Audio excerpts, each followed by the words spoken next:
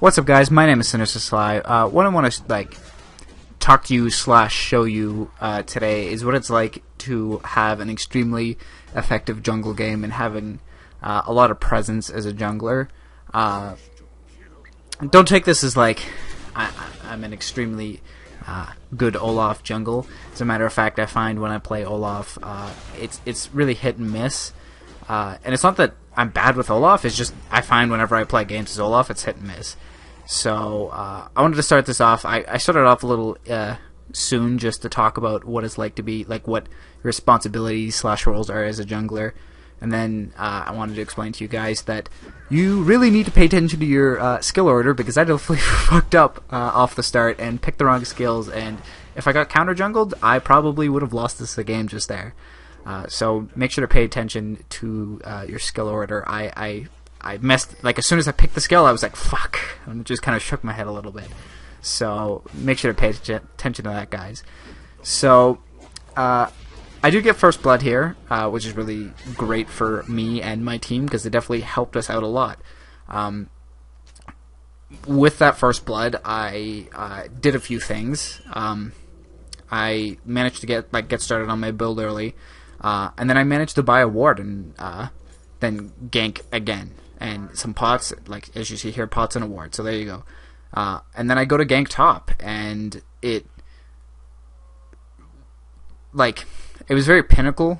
It helped out the team a lot, and it made it secured our top lane, which was great, and it made my team very thankful for the things I've did.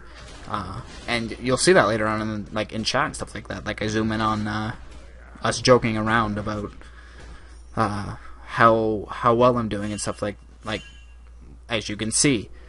So just to get into what my definition of a jungler is, it's someone who is kind of like a split between a mobile support, tank, carry.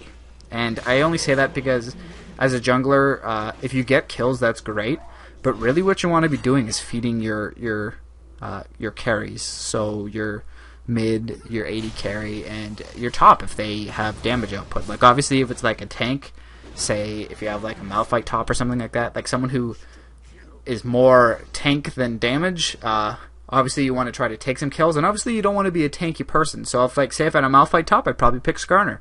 Or, not Skarner. Well, maybe Skarner, but Nocturne. And right here you'll see us joking around about it, and I actually added this guy after, and turns out he has a stream, and I'm pretty sure, I'll put it in the description below, if you guys want to check out his stream. I've been talking to him a bit, he's a pretty cool guy, so, I don't know, that's up to you guys. But, back to what I was saying, so, like, giving people the kills, or taking the kills based off of what champion you are.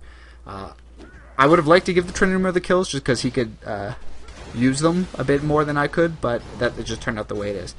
Then getting into the second part of jungling, and that is securing the enemy jungle to prevent either ganks from them or counter jungling, like you just saw.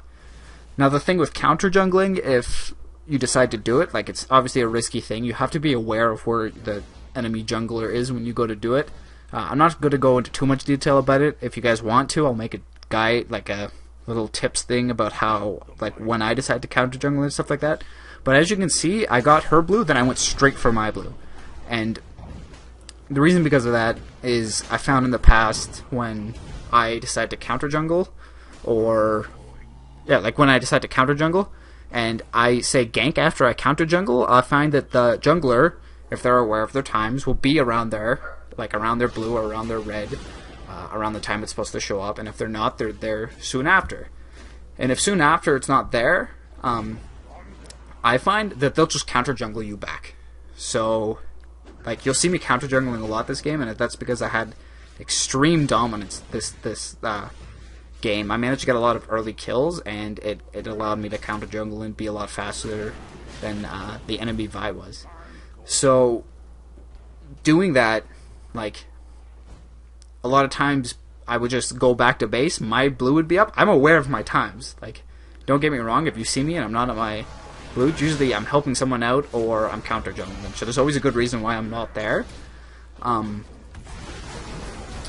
So when I get those buffs in the enemy jungle, I make sure to go get my buffs, or I make sure someone else gets those buffs if I say counter jungle. As you can see here, the reason why I caught that Xin Zhao is because we had wards on the map, and I was aware and had presence in the middle of the map, and it turned out like we got a 2-for-0 exchange. Now, this obviously doesn't go as well as it could have. Like, it was mostly just luck that I was at that point in the map that I was, and like obviously it can't go that way every time. And obviously I didn't have the best game that I could have. Like, I didn't go like 18-0, but I consider this an extremely powerful game. Like, as you can see, the next couple times I die here to the Vi, and you know what, that's fine, because I counter jungle her so hard. Like, she's ahead of me in level, but I've stolen so many buffs from her and prevented her from ganking so much that it gets to a point where it's like this, where I just decide I want to go just go fight her head on. Now, right here, like, at this point in time in the game, like, this very specific time, I was shitting bricks, because I was like, fuck, 3v1, I'm dead.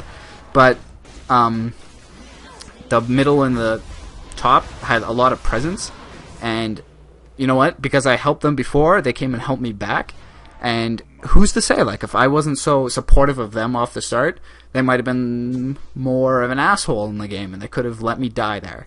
And now, as you can see, I'm just counter warding the entire jungle, just because, like, I have the money. I was rich as all hell. I ended the game. I think I ended the game like 6-3 or 6-4 or something like that. And it just turned out to be a great game.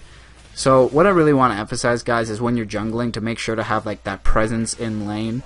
To try to counter, like, to ward their jungle the best they can, because, like, the support is expected to ward, but it should really be a task set for everyone except for maybe the AD carry.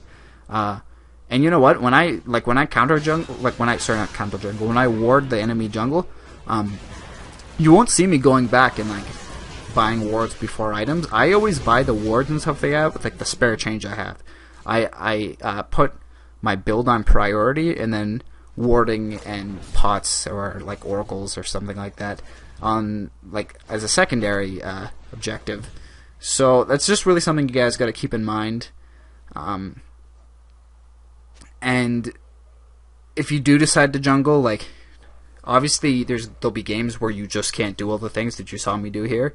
And if I really wanted to like really shut down the enemy jungle, I would have just focused on counter jungling and focused on getting in her jungle and killing her over and over again. But you know what, I decided to help with the lanes a bit more because I felt like we'd have a better late game as far as that's concerned, and it just turned out to be a great game. So as you see, like, just in the chat now, like, I knew it was a one game. I didn't want to like set it in stone because I knew it could really turn around on me and stuff like that. So I hope you enjoyed this video, guys. Be sure to subscribe and like the video if you enjoyed it. If not, that's cool too, guys. I hope you have a good day. I'll put the link for that guy's stream at the bottom. Hopefully if he watches this, he'll think it's cool that I did that for him. And I hope you guys enjoyed this one. Be sure to stay sly.